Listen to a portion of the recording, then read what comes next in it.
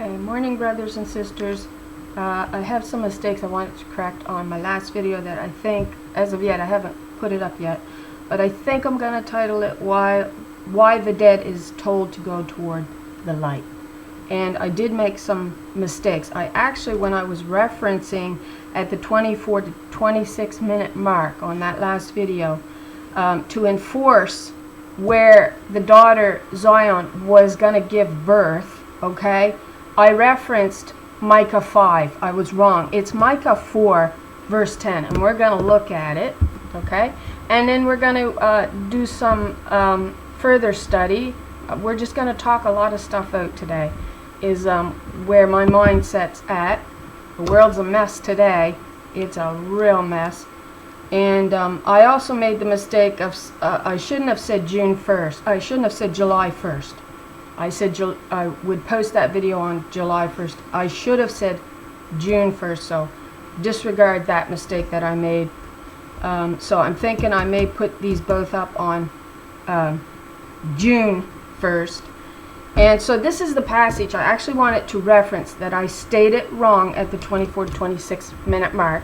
This was actually the passage I was supposed to reference. I don't know where my mind was. And this is it. You find it in Micah 4.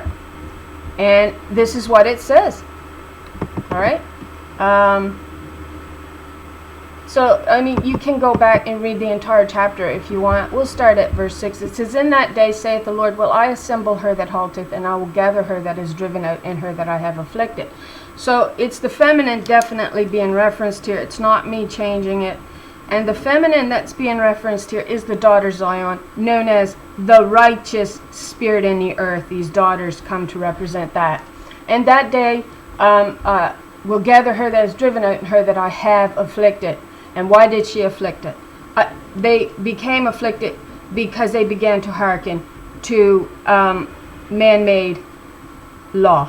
That's what they did.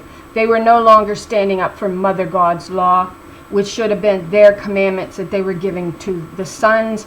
Instead, it reversed, and the sons began to write the laws and put a yoke on her neck. We'll look at all of that information in a minute. And she began to play the harlot.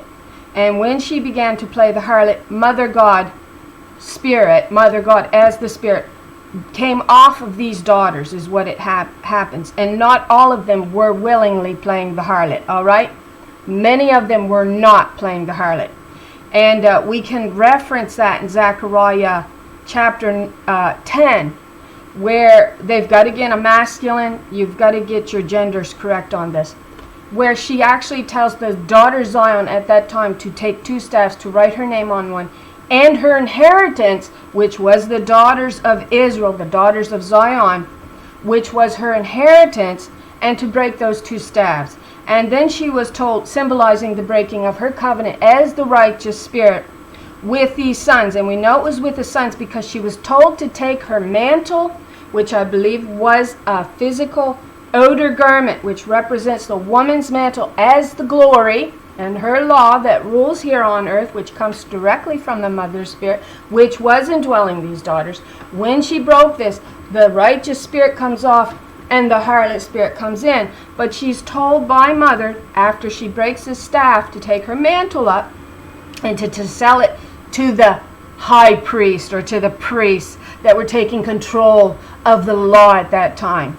And to ask them what it was worth. And they give to her a goodly price. And Mother God promises that she will remake this mantle even grander. And that is a promise that you find in Isaiah 49, that she gives to the daughter Zion, which is Israel, as that she will be the light not only to the Israelites, because we are told in Isaiah 54 that it is the seed of Israel that will claim the Gentiles. But in Isaiah 49 she said, you will not only claim the Israelites as your children, you will now claim the Gentiles, and your light will light them all up. Which then takes us to the passages that we find in Isaiah 54, where Mother God says, I stretched out the tabernacle for myself, and I promise you I will do the same for you. We know it's her that stretched the tabernacle out because we're getting the repetition of a pattern. the daughter's tabernacle will be laid out. We were told in our last video from my personal understanding. You may not have this personal understanding. I believe the world's in uproar because I believe the light is starting to shine on us daughters. And we're starting to get a hold of what went down. And they don't like it. And those men of Baal are coming in and they are working it, baby. They're stirring that pot. Well, you know what Baal means? It means your husband who wanted to be your Lord and your master. That's why they were casting the righteous spirit down so they could take control of the law and put a yoke on your neck. But back to this passage where I made the mistake and I referenced Micah 5 instead of Micah 4, where I said, where are we told that Zion will give birth? Well, we're told it in Micah 4 right here. And verse 7, and I will make her that halteth a remnant, and her that was cast far off a strong nation, and the Lord shall reign over them in Mount Zion. The Lord here is the mother spirit, the queen of the nation, from henceforth even forever. Verse 8, and thou, O tower of the flock, the stronghold of the daughter of Zion, unto thee shall it come, even the first dominion. She's the queen. She's always been the ruler of these nations. She was always intended to be, but man cast her down, razed her to the ground, razed the stronghold to the ground. You find it in Psalm 137 where Adam, that's a derivative of Adam, Edom, said razed her to the ground. Why did they razed her to the ground? Because they didn't want her ruling. They said, let us cut their yoke and their bonds off. We'll go to that reference in a minute. And will come the first dominion. The kingdom shall come to the daughter of Jerusalem, the daughter of Zion. She's the one where you are to get your law from, your commandments from, your water from, your milk from. Now, I haven't explained this, and it's the next verse that I really, no, it's the next two verses. But how they confused from English, from Hebrew, melech, which sounds a lot like milk, but melech in Hebrew originally means king, all right? And when it goes to English, right, it was supposed to be milk. So there was a confusion between the actual Hebrew word milk and the English word milk, which was where we were to find our nourishment from. We weren't to get it from a king. A king don't have milk. It's the queen that has the milk. And that milk is what's nourishing in Song of Songs. And her stronghold is being built once again when she turns back. Return, O Shulamite. She turns back to Mother God. She begins to teach a vineyard what she was always supposed to teach them, which was Mother's law, which then becomes her commandments on this earth. That's why commandment and law in Hebrew are feminine, because they come from your daughters and they come from your mother. The men cast those commandments and those laws and began to write their own, and they put a yoke on her neck. All right, now I'm going to read this before we get into those references. Verse 9, now why dost thou cry out aloud? Is there not king in thee? We can testify to this, and I ain't going to do it today, where they actually transferred the queenship over to a king, and that came under the writing of the laws. It's actually queen. Now why dost thou cry out aloud? Is there no queen in thee?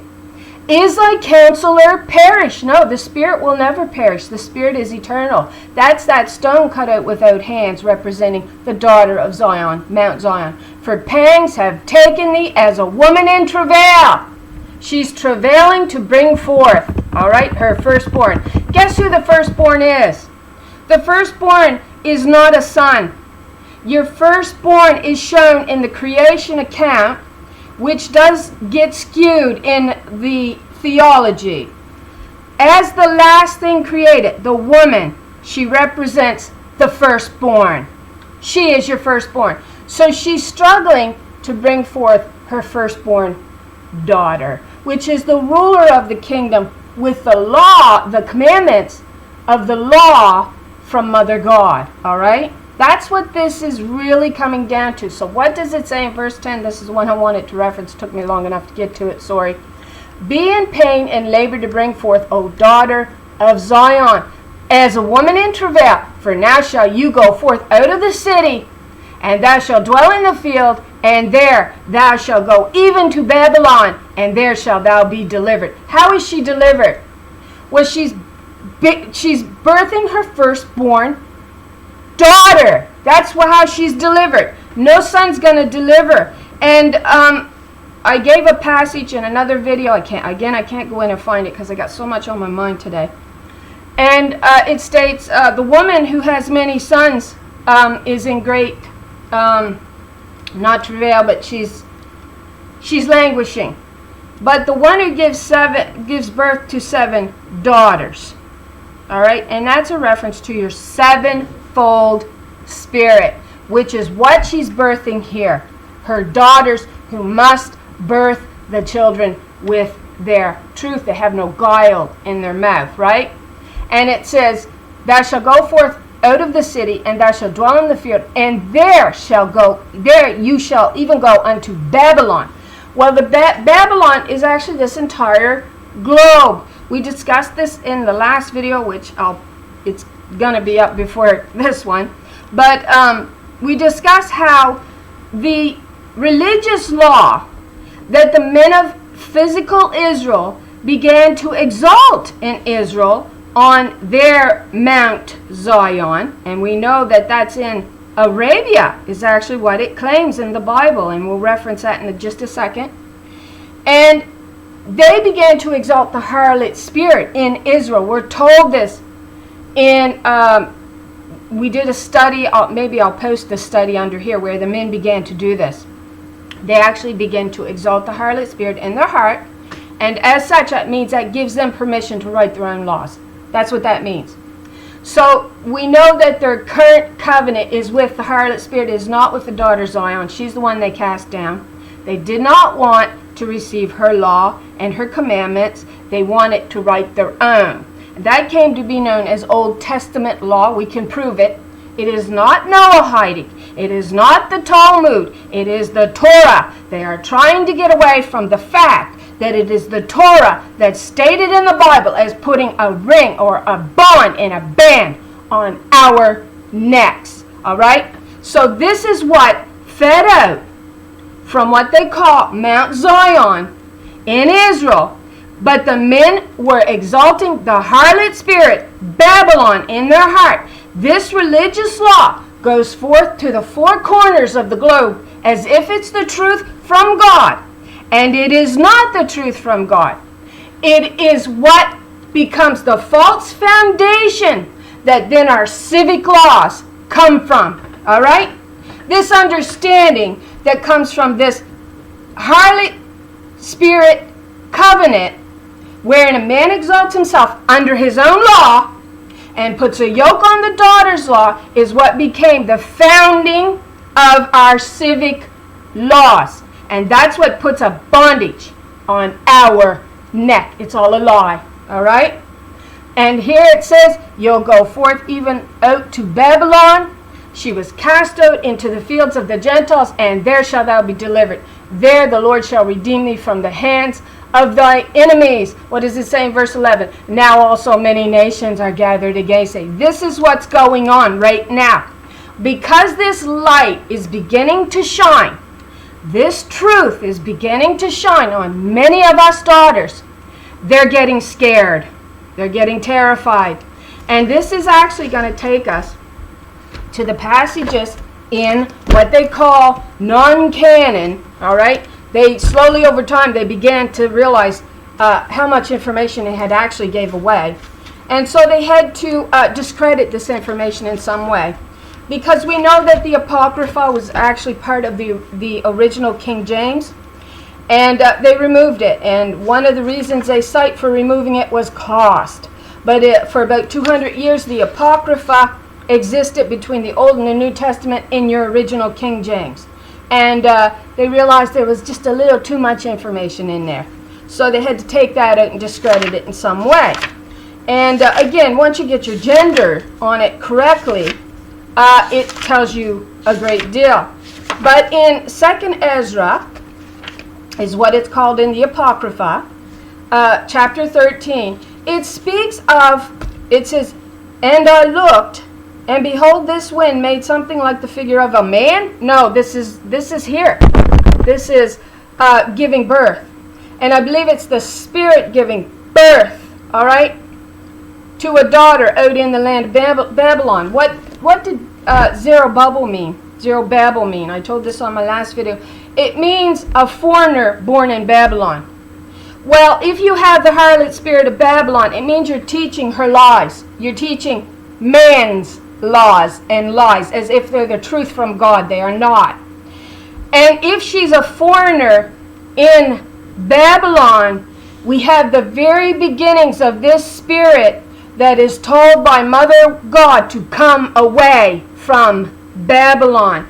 And she says, take yourself up out of the dust and come away from that harlot. So Zerubbabel, or Babel, is a reference to the spirit of Zion that began the building of the body, which was represented as a woman, which we referenced in our last video as the house in the forest of Lebanon that the men absolutely have to tear down and get all knowledge of them out of remembrance in order to make their law become the foundation of the world, that our civic law becomes founded upon, that puts a yoke on woman's neck.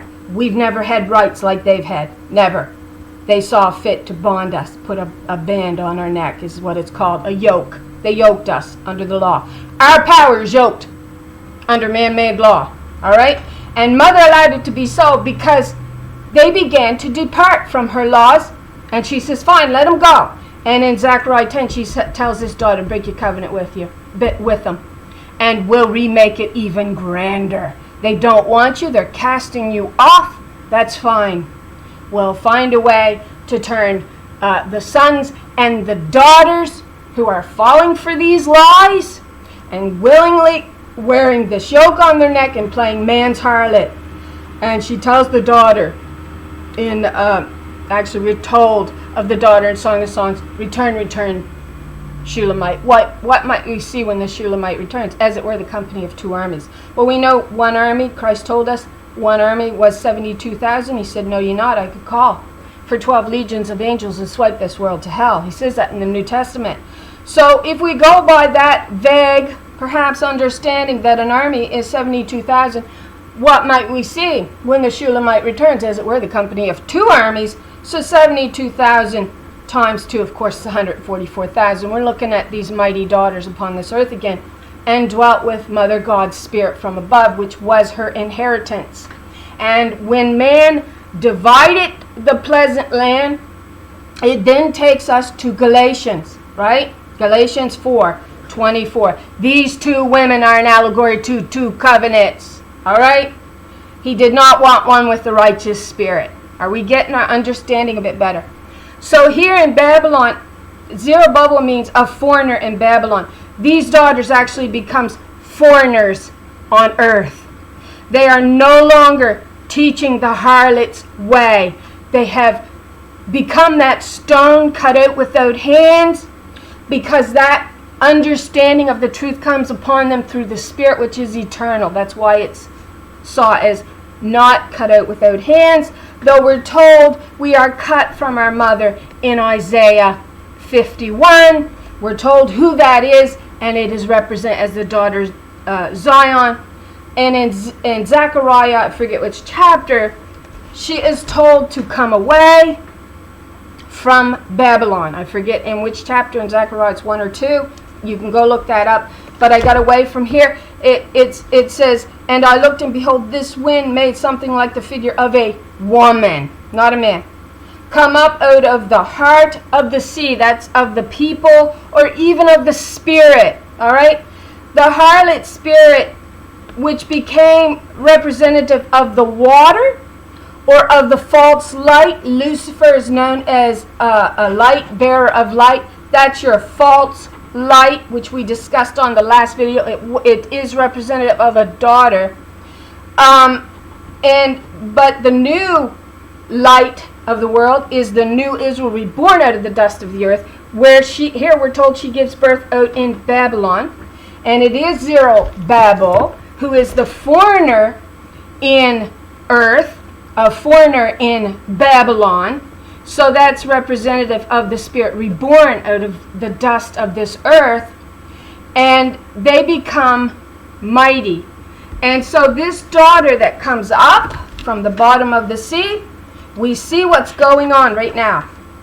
We have the nations in great upheaval. And what does it say? If I can find the passage fairly quickly. If you want to go in and you read 2nd Ezra, and you can pull it up online, chapter 13, and you read all about this daughter that comes up from the bottom of the sea. Water represents your spirit. All right?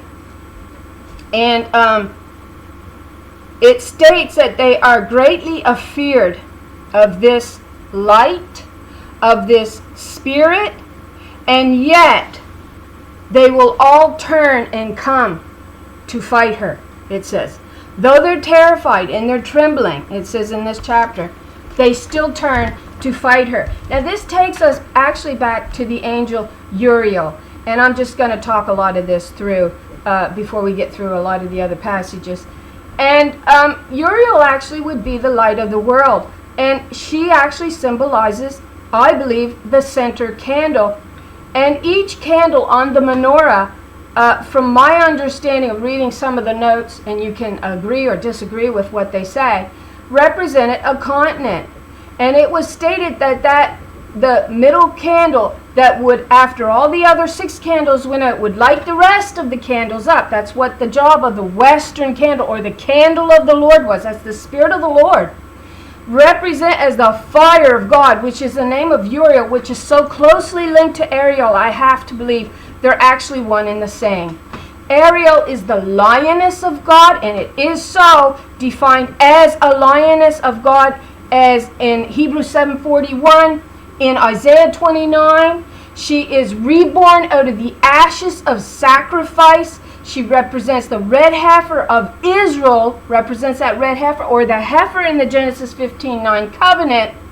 And for those who don't get the allegory there was only ever one cow, not many covenants, at least from our understanding in the Bible, that was divided in the midst. And it was not a bull, it was not a male, it was a female. It was a heifer, 3 years old. That's your covenant, that's your oath. 3 6s, because 3 years by 12 months gives you what? 36. You've got 36. That's 3 6 6 6. That's your real covenant right there. And what happens here, actually it's a symbol of both covenants in the earth.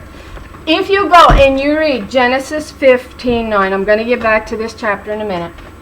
And if you go there, Abraham is told to take these 5 animals. 3 of these animals are female, but they dismiss that. That don't mean nothing. Yes, it does. He's told to take a heifer, that is Israel, representing the nation of Israel. He's told to take a she-goat. What's ruling this earth right now is the he-goats. The she-goats were supposed to be the rulers. It was their commandments that we were supposed to take, not the commandments of a he-goat. And then you have a ram. That represents the new Adam, all right, to a degree. When we split, we got to split them first, though. Then we have a turtle dove, a female, and then we have a pigeon. And Abraham was told to cleave the first 3 animals in the midst, all right, and to set the pigeon to one side and the turtle dove to the other side. Then Abraham goes to sleep, and he has really a nightmare. And he sees a furnace, a smoking furnace, and it represents God and these smoking embers. And that walks between the pieces in the midst. That represents the Spirit of the Lord walking in the midst. And this is what I'm going to surmise it means at this point. Now, my understanding is growing over time, I think, as all of ours is growing. But it looks like it represents the covenant with the harlot, or the covenant with the righteous spirit. And it takes us back to this passage in 2nd Ezra chapter 13, where it says she, it says he, but it's she who brings the peril at that time will herself protect those who fall into peril, who have works and have faith in the Almighty. So she brings on the peril, but she also has the ability to protect you or to have you cut away. And that walking in the midst of the Spirit is also symbolic of the double-edged sword and of these women that you find in Galatians 4:24. Now, let's read Galatians 4:24 and back up some of the things I said earlier. All right, we'll try to get through all of this. So 4:24, Galatians 4:24 says this, and I'm going to get it right. All right. Let's see.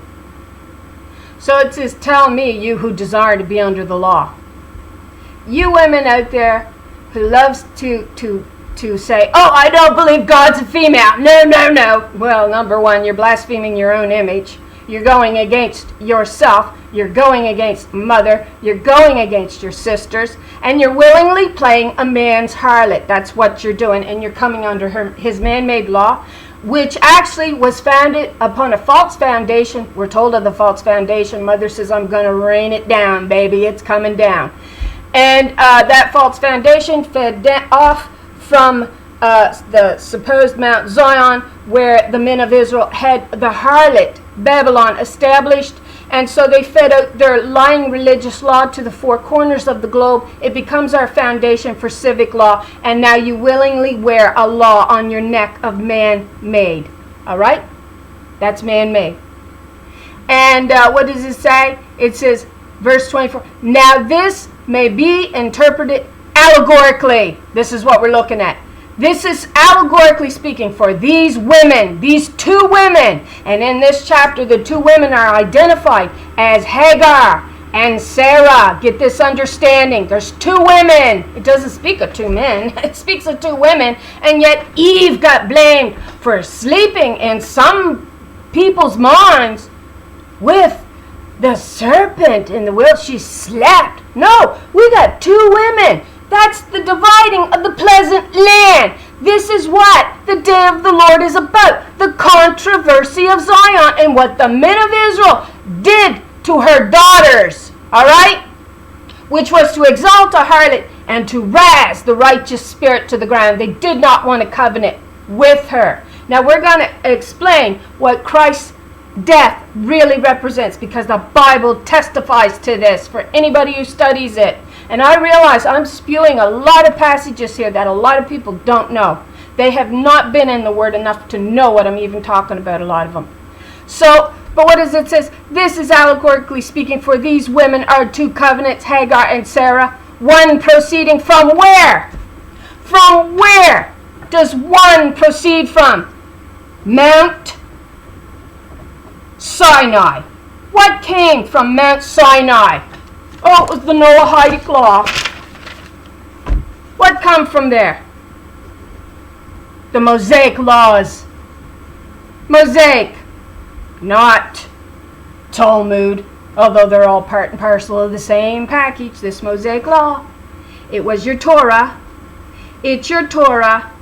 It's your Mosaic laws that came from Mount Sinai. That's what came from there. And what does it say?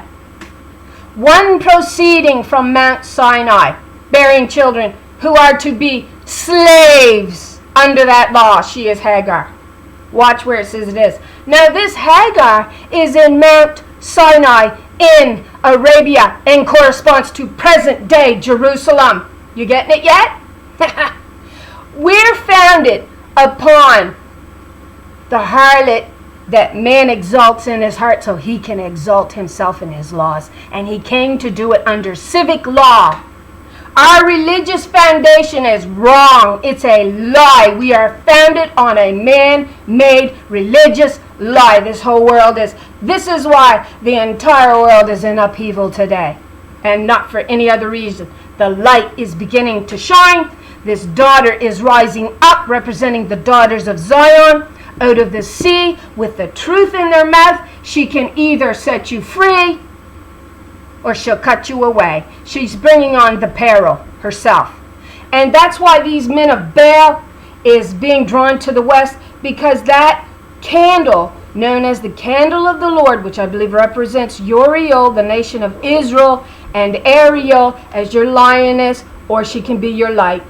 She can be your lioness that drags you off and no one can save you, or she can be your flame, your light, your light, which is who the covenant is with. We're told that in Isaiah 49. She speaks of her servant Israel. She says, you will not only be a light unto the Israelites, you will now be a light unto the Gentiles. And she's speaking of her daughter. And she says, you will now wear them all on thee as a bride doeth. That's what she says in Isaiah 49. So here we're told where the law actually come from.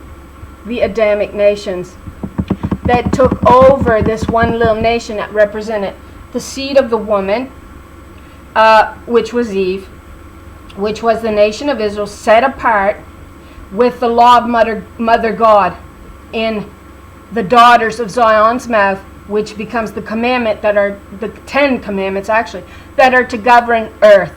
What man began to do, the men of Israel began to do, was to exalt the harlot spirit. They put their own laws in play. To exalt a harlot spirit means that the men exalt themselves in their laws. That's what we're driving at here. We have proof. For anybody who says the Bible, well then this is the proof. And this is the little scroll that the seven thunders uttered, that John was told to seal up and not speak on. He was not allowed to speak on. Because you see, men can't speak on this. They do not represent the spirit. When the daughters find it, they're going to find it not through visions and dreams. They're going to find it because they actually represent the spirit of mother reborn into this earth. And they're powerful, they're mighty, they're wise, they're wisdom. They're the daughters of Zion, they're Jerusalem. And what else does it say here?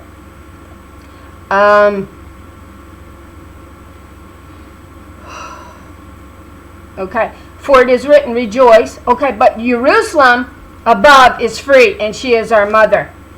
So Jerusalem represents Zion. Zion was another word for Jerusalem. She's above, because Zion isn't here on earth until these daughters rise up with the truth in their mouth. Then that spirit becomes our mother, because we're in her inheritance that she indwelt long ago. And they tore down their temple, our bodies, they tore down. And we actually, in a sense, we're running on his, which then weakens us substantially, because it's his law ruling his body, and that makes us his harlot. The temple that they burnt to the ground and destroyed, and which is spoken of in Psalm 74, and you put that together with Isaiah 22, and many of the chapters in the book of Jeremiah, especially chapter 2 and 6 and 8 and 9. And you begin to realize what they did to the righteous daughters of Zion. They tore them down and built their own stronghold, a harlot spirit that will allow them to write their own laws. Now, here, Mother Jerusalem is free, was represented by Sarah. Now, Abraham was to be circumcised, and circumcision represented the cutting away of the harlot spirit, or man wanting to exalt himself in his heart with his own laws. That's what that represents. It is not a law. They want you to believe that was under the law. That's a teaching under the law. No, it is not. It is a teaching that was to sustain the righteous spirit's covenant. And who is it with today? Most men are not circumcised, and they claim to be Christians. They're showing you who their covenant is with. And this is like honey on their tongue. It tickles their ears. John had to actually go back, and he took the open book. Now, the open book out of the angel's hand that the sealed book, little book, come out of, was this Bible. Biblio. Go look the word up. And it clearly means a book. It was this Bible. And the angel's holding it. And she, the angel, which is your birthright holder, representing this daughter of Zion, she has a sevenfold covenant on her head. She has a cloud. That's her cloud of witnesses. That's her army, the 144,000. You also see them in strong description in Psalm 68 for anybody who wants to go in and actually study this theology. And the angel is holding the open book in her hand. This. all right, which all man-made theology and lies that the world is founded upon, he took out of here. But then the sealed up one, that the seven thunders, representing the real spirit of Mother God, is the one that's going to save you. But John was told to take the open book out of daughter Zion's hand, that angel standing on land and sea, representing she taken her covenant back in full. And he was told to take that book out of the angel's hand and to eat it. And he ate it. It was honey on his tongue, but it was bitter in his stomach. It was wormwood. Wormwood is a word for your law, for what's poisoning our waters. They planted hemlock in the garden, another allegory to wormwood, to the poison that got planted in by Judah. When we see the heifer, Ephraim, yoked. And she became yoked so that she becomes like that Shulamite in Song of Songs, chapter 1, verse 6, where she becomes blackened by the sun, by the lying spirit, harlot spirit, that's teaching a lion theology. She says, I have taught his vineyard. My mother's sons were angry with me. They made me the keeper of the vineyard, but my own I have neglected. And that's then the Shulamite, who is black, begins to grow brighter and brighter. Who is this that shineth forth like the dawn? All right, that's the light of these daughters rising up out of the dust of the earth as the firstborn. All right, so we're seeing all those allegories. So let's take a look. And again, it says in 2nd Ezra, for anybody who can pull it up in chapter 13, it says, though they are afraid of her, it says him, they'll still come together and gather against her. Let's start at verse 30, because it just sounds so much like what's going on right now. No, let's start at 27. No, let's start at 26. I'll get there. So this is she, whom the Most High, that's Mother, has been keeping for many ages, who will herself deliver her creation. She's the one that gives life. Father, don't give life. And she will direct those who are left. Verse 27. And as for your seeing wind and fire and a storm coming out of her mouth, this represents the law of heaven, the truth. You can either receive it or you can be cut away. As for her not holding a spear or a weapon of war, you see, this represents your sword. Your tongue does. Your sword. Your words represent arrows. And there's many allegories. All right? And she's still armed. You see, though she's not holding a physical spear or weapon of war, she's still armed. All right? Yet she destroyed the onrushing multitude which came to conquer her. Right? And that's what's going on.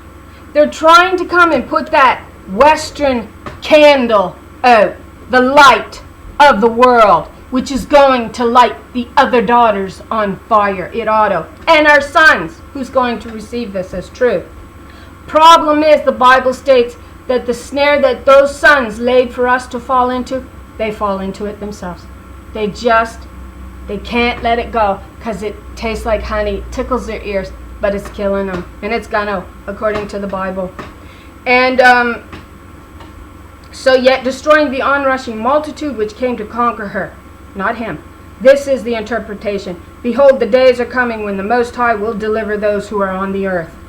And bewilderment of mind shall come over those who dwell on the earth. Many are in bewilderment right now. They don't know what's going on. They figured a son was going to deliver them. No, a son don't deliver children. It's the woman, the daughter of Zion, that does that, the queen. And it's her gate. It's always been her gate. A son can't open this gate. It says Ephraim is a foolish son, and he stands in the way of the breaking forth of children. Why is he a foolish son? Because he thinks he's going to deliver children. He don't deliver nothing. All right? It's the daughter Zion that delivers the children. And bewildered them, okay? And they shall plan to make war against one another, city against city, place against place, people against people, and kingdom against kingdom. And when these things come to pass, and the signs occur which I show you before, then my daughter will be revealed, whom you saw as a, not a man, they got a man here, as a woman coming up from the sea. And when all the nations hear her voice, every man will leave his own land and the warfare that they have against one another. And an innumerable multitude shall be gathered together as you saw, desiring to come and conquer her. What did we just read in Micah 4? Now also many nations are gathered against thee, that say, let her be defiled, and let her eyes look upon Zion. See, their intent is to put her back under bondage. This is their intent. That's why what's going on in Israel, what's going on in America, which represents the male. It's a male nation. It's one that's always been used to power. That power was wrong. It doesn't belong to a man. It belongs to a daughter. And so they're getting to be in great turmoil, but let her be defiled and let her eyes look upon Zion. But they know not the thoughts of the Lord. This is where they think they're turning of everything upside down, made everything right. Let's read the verse. It's in Isaiah chapter 28. We've read this before. We're just trying to get some clarity going here. And just talking things out oftentimes will help us clarify our own thinking. What does it say in verse? Let's try 15. Isaiah 29 verse 15. Woe unto them that seek deep to hide their counsel, their lies from the Lord. And their works are in the dark. And they say, who seeth us? And who knoweth us? They're saying, we're so far in history now, they don't even know what we did. They're not going to figure it out. But the Spirit of the Lord figures it out, you see. Verse 16, surely your turning of things upside down shall be esteemed as the potter's clay. For shall the work say of her that made it, she made me not? Or shall the thing framed say of her that framed it, she had no understanding? This is what they've done through their lying man-made law. They've made the creator of the body, which is woman. She forms the clay. She gives life to the clay. This is clearly understood in this creation, where Mother says in Romans 1:20, you are without excuse not to understand my creation. I showed you it. You're not going to stand before Mother God and say, I had no idea that you existed and you gave life. She's just going to go, what? I show you male and female. Nowhere did I show you a man that gave you birth or shaped you and formed you. Nowhere. And when you go to the potter's clay or the potter's chair, it means a birthing chair. That's what it means when you get your truth on everything. And so it's referring to woman as your creator, these daughters of Zion, who gives you life through their commandments that are gave through the mother spirit and her laws. All right? And they are considered her inheritance as testified by Job himself in Job 31, 1 and 2. And, all right, so they're coming against this light, which was where the daughters of Zion were. We end up out here in the fields of the nations, known as Babylon. There shall bring forth her firstborn. So it means that the spirit that was cast out into the desert, and it testifies that Israel will blossom like the lily. All right? That's in Isaiah 35, I think. And it says, shall blossom like a lily. That represents that lily in my dream that I had. And I was dark in the dream. So I know I was akin to the Shulamite. Not the only one. And there was a great water next to me. And so I know it all has led to these allegorical understandings for me to a degree, but it's truly the Spirit that has come upon me that is showing me these deeper understandings, as it is many of these daughters. And so what does it say here? It says they're gathered against her.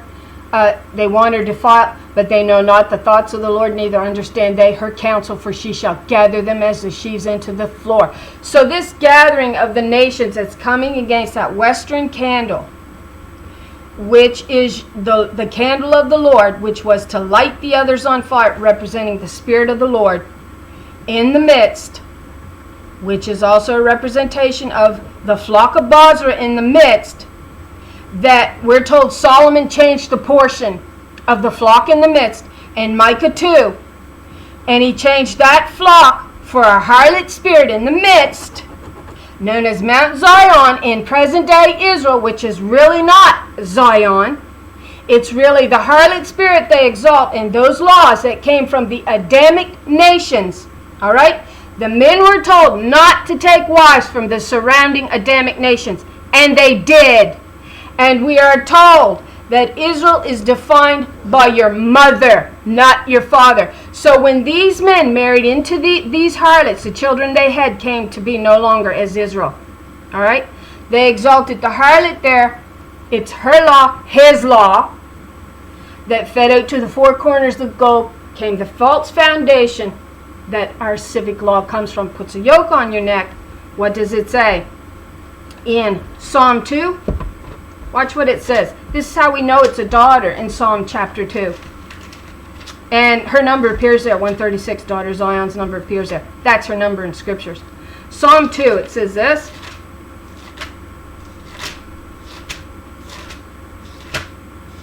I'll get there. Okay. Psalm 2, it says, what do they say? The kings of the earth. What? No, we'll read verse 1. Why do the heathen rage?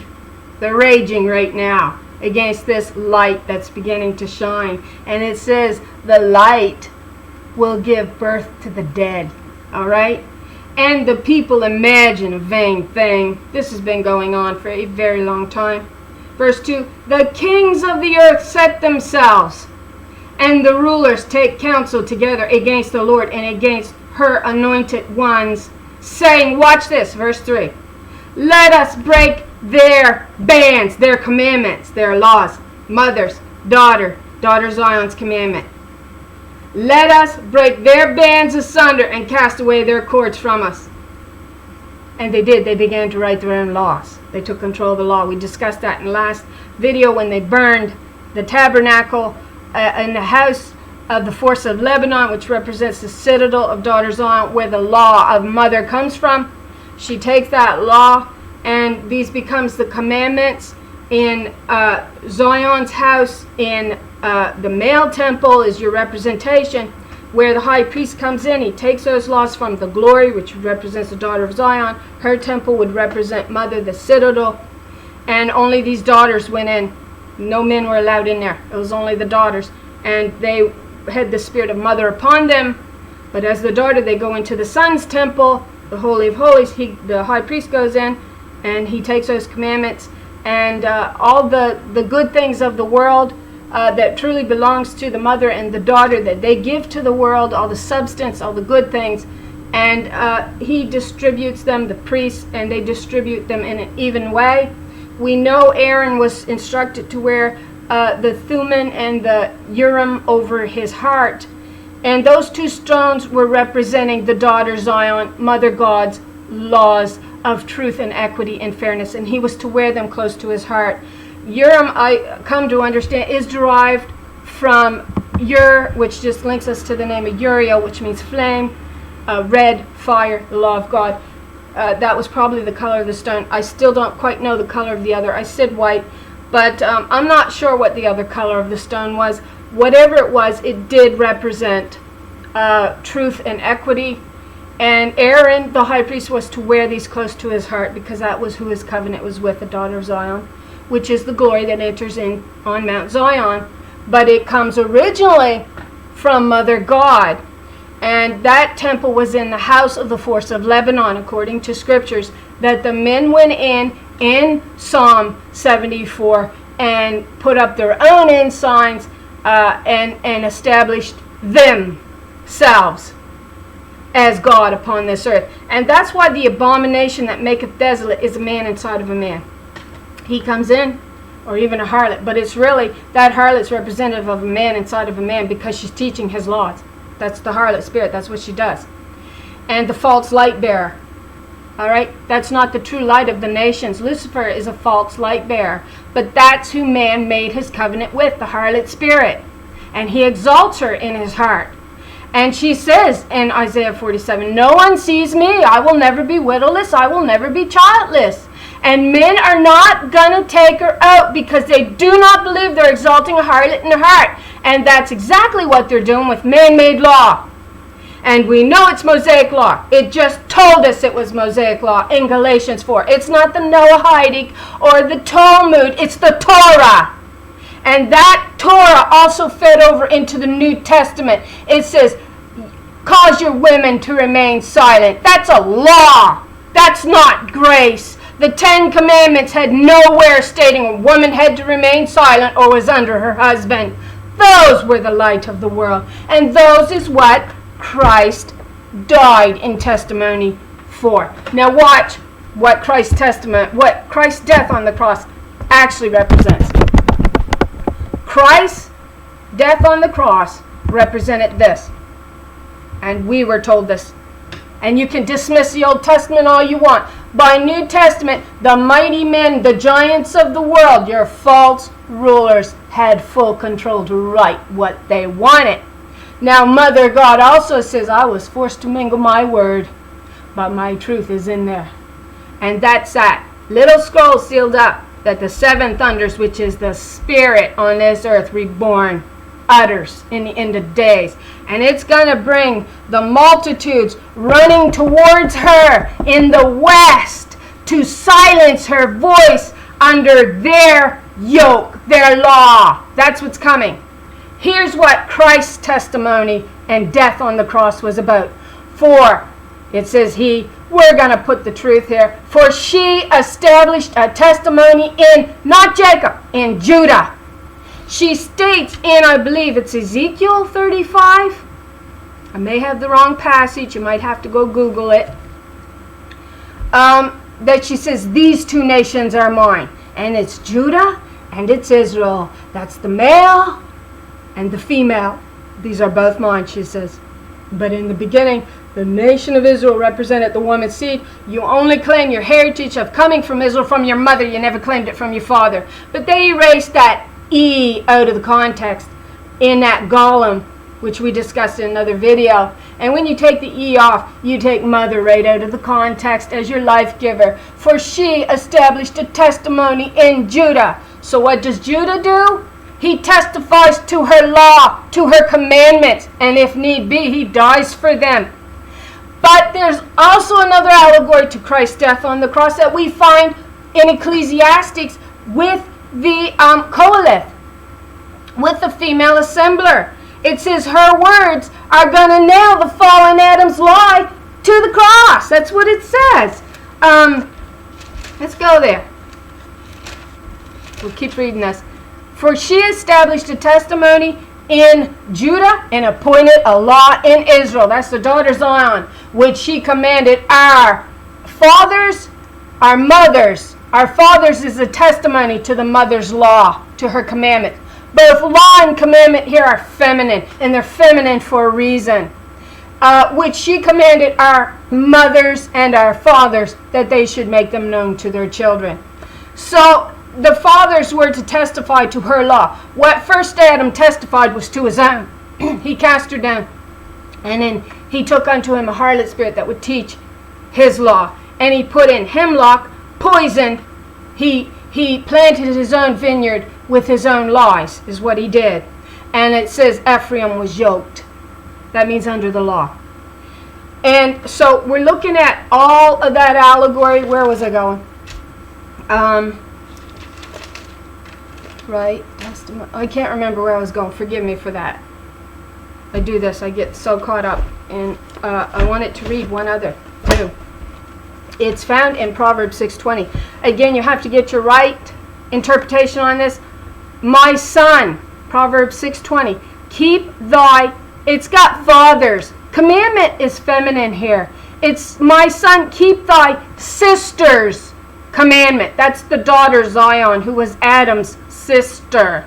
He did not keep her commandments. He cast her down and married a harlot spirit, represented as a Hagar in Galatians 4. So, my son, keep thy sister's commandment and forsake not the law of thy mother. I'm not altering any of that. That's how it says. Bind them continually upon thine heart and tie them about thy neck. That takes you back to Psalm 2, to what the kings were doing. The kings of the earth, what were they doing? Let us break their bands asunder and cast away their cords from us. Are we understanding it yet? What does it follow up here? That the generations to come might know them, even the children which should be born, who should arise and declare them to their children, that they might set their hope in God and not forget the works of God, but keep her commandments. Not his, her. He's the testimony to the children that they are to keep her commandments. The daughter Zion's. And they razed her to the ground. Zerubbabel says, I have begun this temple and I will finish it. Eve, in her creation account, was to be built. She was built. Man tore her down. That's a representation of the government of God upon this earth. The daughter of Zion, which were to be their commandments and their law. They burned the house in the forest of Lebanon, tearing down our temple. Zerubbabel says, I will finish it. I'm going to finish it. Zerubbabel, it just means a foreigner born in Babylon. That's a reference to these spirits coming back up, reborn out of the dust of the earth with the truth in their mouth. And we're a symbol of that covenant. And when that furnace walked between the split pieces in the midst, represents these daughters, the spirit. And it's cut in the midst. You'll either have a covenant with harlot and you're going to be cut away, or you have a covenant with the righteous spirit. And that's what that symbolizes in so many ways. Wow, we have symbology all over the place. Now, what else? See what else we got here.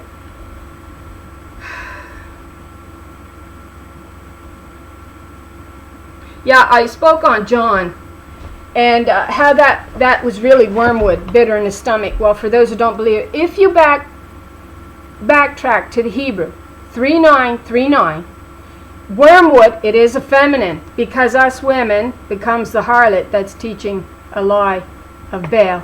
Baal means, it's Beelzebub really, in Greek, and it means Lord of Dung. And that's what these men are teaching us. That's why Mother God says, I will wash the filth away of the daughter Zion. She's actually been washed in dirty, crappy water that the sons of Baal peed in and put other stuff in there. And she becomes cleansed by the Spirit, is how we are purchased. We are purchased through the Spirit and her truth. That's what it says. Christ is a testimony. He died even unto death. That's where I was going. Ecclesiastics. I was heading on to Ecclesiastics chapter 12. Where once we retrieve these truths through the Spirit teaching us these, that's why we're cut out without hands, it says this. It hurts them. It really hurts them. It hurts the sons. It even hurts the daughters. It's a shame that they're so in denial of Mother God. What does it say? And moreover, because the preacher, it says, now that's the Koheleth, your female assembler. That's your daughter Zion. She's also called your Asaph, your gatherer. She's your Heifer, represented in Ephraim's blessings, that will push and gather the people together with her horns. Which takes you back to the passage in Micah 4, verse 13. I will make your horns of iron and your hooves of brass. I might have that reverse. You have your burning your seraphim, represent as a fiery serpent. That's also a representation of glory. It's also a representation to wise women, wisdom. But you also have a representation to the harlot spirit, which is also represented as a serpent, a lying serpent, which then becomes a male because he takes control of the word, because the harlot allows him to do it and she teaches it. And so Ecclesiastics, and moreover, because the Spirit, the daughter Zion, was wise, she still taught the people knowledge. Yea, she gave good heed and sought out and set in order many proverbs. She sets the truth in order is what she does. And she actually testifies against fallen Adam. And that's what she's supposed to do. She's supposed to rise up in our defense. That's what she's supposed to do. And the female assembler, the Spirit, sought to find out acceptable words, and that which was written was upright, even words of truth. We were told when the daughter Zion was cast down from the heavens, representing the glory of Israel, that truth staggered and fell. All right, and it was cast down. The truth did not become our foundation.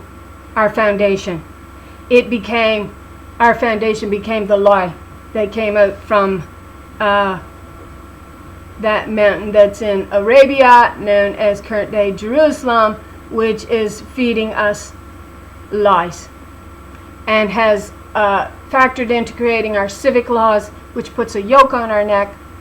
And so what does it say? Ecclesiastics sought out to find acceptable words and put them in order. That verse actually takes us straight to Psalm 50, and she says to her brother, and they always have a man, but she says to her brother, now will I set everything in order. And if you don't heed these truths, then she says, I'll read it in a minute.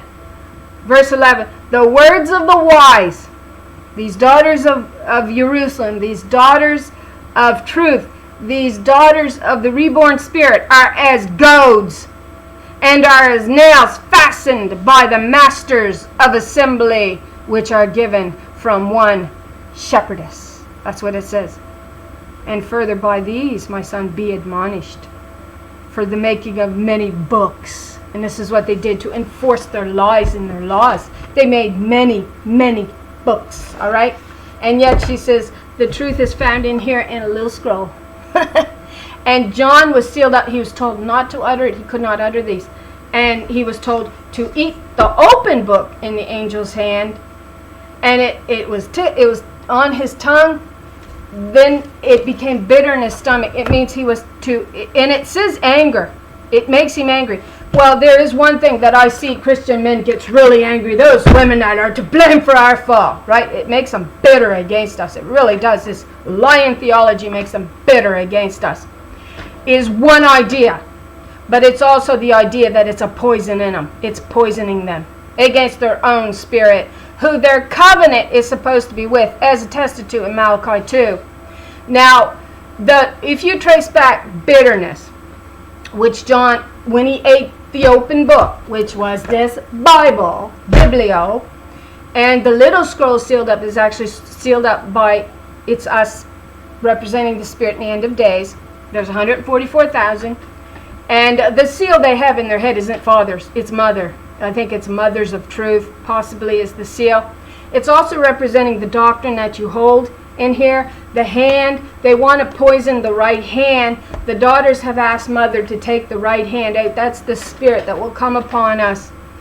And we're also told that shameful spewing will come upon his covenant in Habakkuk chapter 2 verses 15 and 16, because he put false doctrine to her lips. He got her drunk on lies, and so he could expose her nakedness. That means make her his harlot. And then it says in verse 16, shameful spewing will come upon his foreskin, right? His covenant. And the cup will be returned to my right hand. That's the daughters of Zion with the truth. And shameful spewing's coming upon their covenant.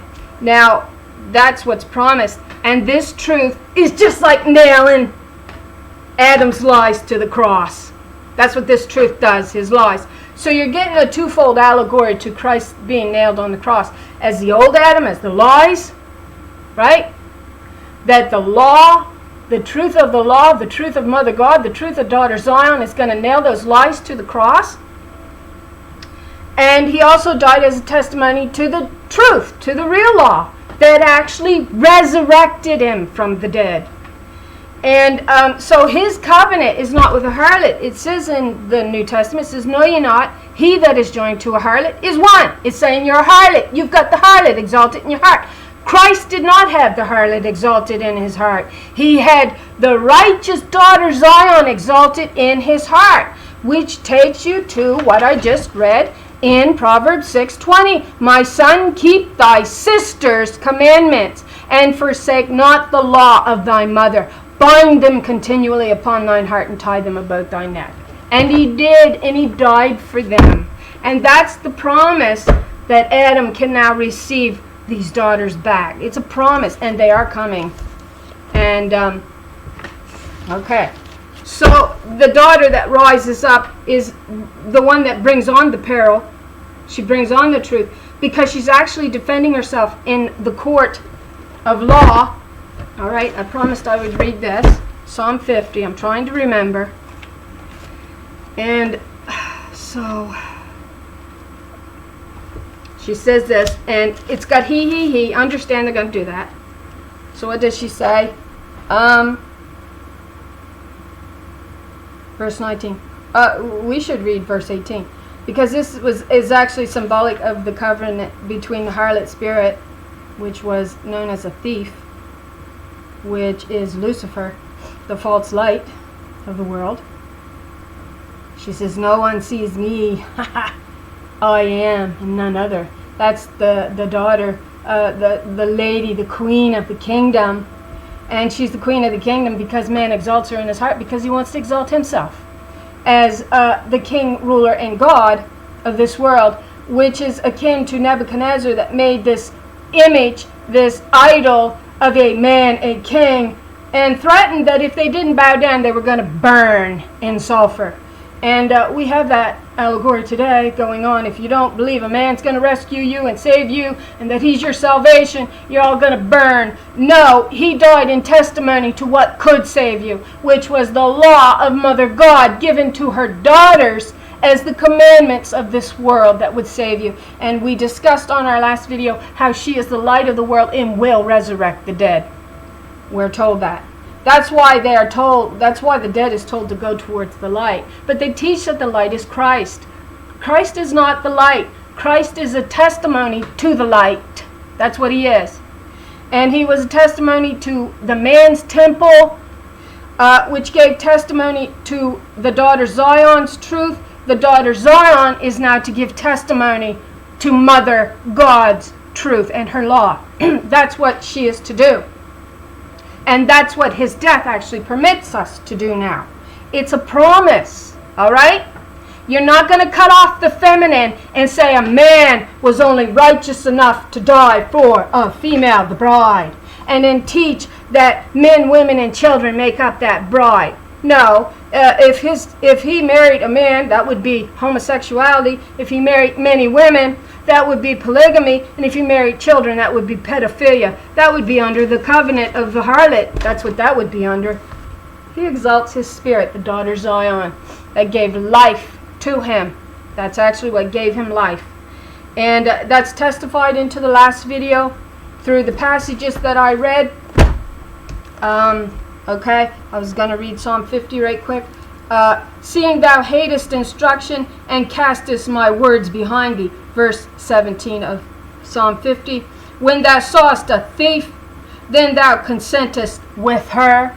So we discussed a little bit how Lucifer appears to be that harlot spirit that entered into his temple.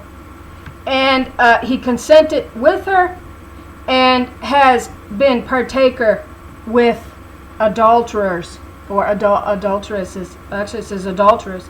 So and what does it could be her coming against the harlot, but yet it's a twofold, all right? Because the harlot's in covenant with fallen Adam. So when thou sawest a thief, okay, thou givest thy mouth to evil, and thy tongue frameth deceit, and that it does. Thou sittest and speakest against thy sister. Thou slanderest thine own mother's, it's got son, daughter. Which if we go back to what Adam did in the garden, he pointed at her and he slandered her. And he said her, but he had the harlot hid in his heart. That takes you to the passage in Job 31:33 where it says he daubed up his wall, right? He hid the lie in his heart, that he was exalting the harlot spirit in his heart. And that's who his covenant come to be with. As attested to in Malachi 2. And yet, mother says, yet is she the spirit of thy covenant. That's the righteous daughter Zion that he cast down. And dealt treacherously with under the law through violence and claiming that came from God. And that man has a right to, take her in hand, just like a father God had to take, that woman in hand. No, that's all lies.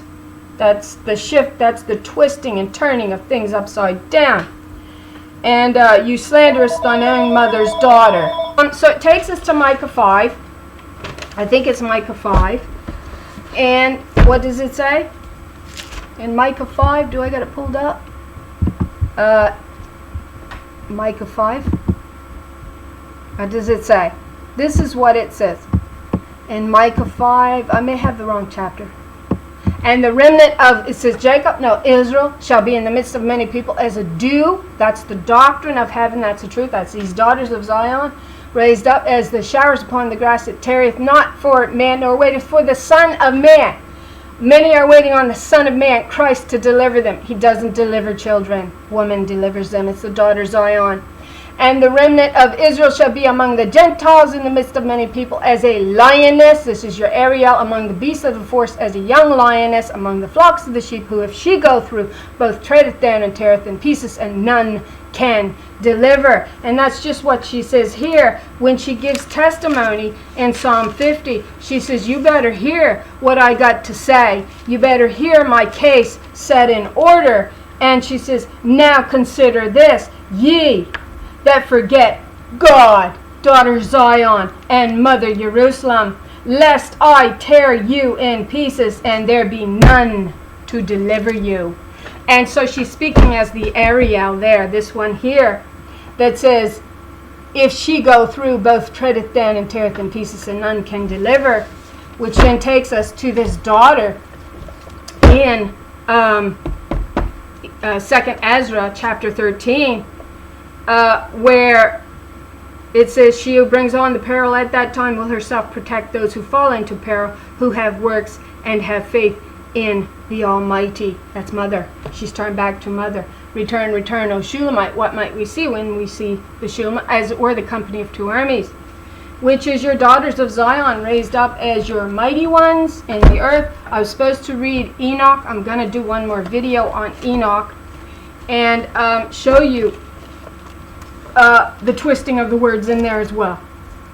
But again, she's the light of the world. It says the people in Isaiah 9, we did this on the last video, the people that walk in darkness have seen a great light. We're still walking in darkness. Most are walking in darkness because you do not know this truth. They have seen a great light. That's Israel. That's the daughters of Zion, raised up with the truth in their mouth. They that dwell in the land of the shadow of death. They're in death. These are the dead as well. Upon them hath shined a great light, or the light has shined. We're told who the light is in passages like Isaiah 26, like a woman with child that draweth near the time of her delivery is in pain and crieth out in pangs. So have we been in thy sight, O Lord. We have been with child, we have been in pain, we have, as it were, brought forth wind. That's empty doctrines. You cannot deliver your children through lying theology. That's his bondage on our neck that prevents us from rising up with the truth. You got to cut that band off of you and be transformed with the truth. We have not wrought any deliverance in the earth, neither have the inhabitants of the world fallen. What does it say?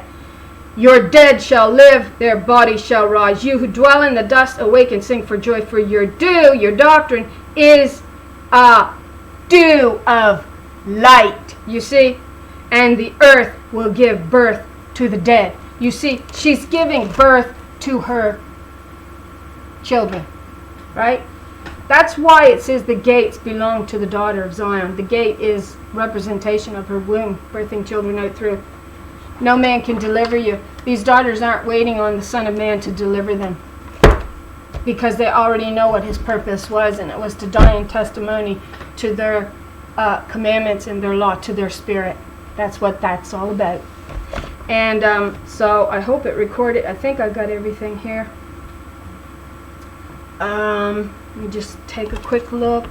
I made some mistakes in my last videos. I hope you can pick out for yourself where those mistakes were. Okay, I think I've gone over everything.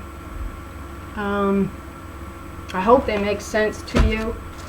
I know that the troubles that's coming on earth right now I know I'm part of it.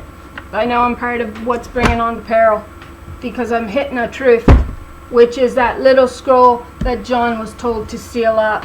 We have 3 sons in the Bible that have this knowledge, but they were not allowed to speak on it. And that was Daniel. He was told to seal up, and it will come forth in the end of days. And it speaks of it in Daniel 12, that the little book will be unsealed, and that's these 7 thunders beginning to utter. And that whole mystery is revealed according to Revelation by the 3.5-year mark, which is the midst, which is the testimony of the light of the world as being these daughters of Zion, as Uriel, as Israel, and also as the Ariel that goes forth and will cut you away. It's a twofold sword, and it's also representing these 2 covenants with these 2 women in Galatians 4:24. These 2 women are an allegory to 2 covenants. One puts you under bondage and one frees you. And then it takes us to the controversy of Zion, which is what the day of the Lord is about, which was the splitting of the pleasant land, woman, daughter. And that's what they did to her inheritance. And when her daughters turn back, she will turn back to them. And I think that's everything. So, yeah, I said in Galatians 4, and in the splitting of the pleasant land, the have you believe it's coming up. No, it's already took place. But the midst of the 3.5-year mark represents the Spirit, right? Which is your middle candle. Well, most of the time it represents your middle candle. It represents the flame of God, or the Spirit of the Lord, which is to light the other 6 on fire. That's her role. So you're seeing the 7-fold Spirit is what you're seeing, which is represented by daughters. And it speaks much of these daughters who will be limping, but she'll make a remnant of them, and they will become nations, because these are your queens of the nations. And we spoke on the last video of the tearing down of the house in the forest of Lebanon. Though it looks like these daughters, each in their own lands, possessed their own sanctuary.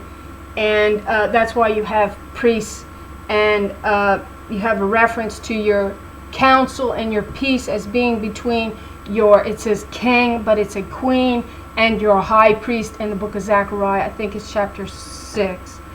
And so it's all over the board. I know why we're in peril right now, why the nations are in deep distress right now, and it is because of this truth. It is because of that little book that's inside of the open book that the angel is holding, which is representing the daughter Zion, taking her covenant back, swearing by she who lives forever. And because she says, she did it in Deuteronomy 32. She says, I swear by myself that I live forever. And it was her doing it. She says, you forgot the rock that begat you, and that writhed in pain to bring you forth. You forgot the one that birthed you and writhed in pain to bring you forth. You forgot about me, the daughter Zion. And it is only her light that will resurrect the dead. And she is found in the midst as the Spirit, right? In the 3.5-year mark, the mystery is revealed. And that's her taking back full control of the dominion of earth and the heavens as well. And so I think that's everything. I thank all for watching my last video. Like I said, I did make some mistakes. I hope maybe to get them up by June 1st. And I thank all who posts them, who shares them, who has taken the time to try to study this theology. I appreciate it. And I hope you are all blessed abundantly with the truth.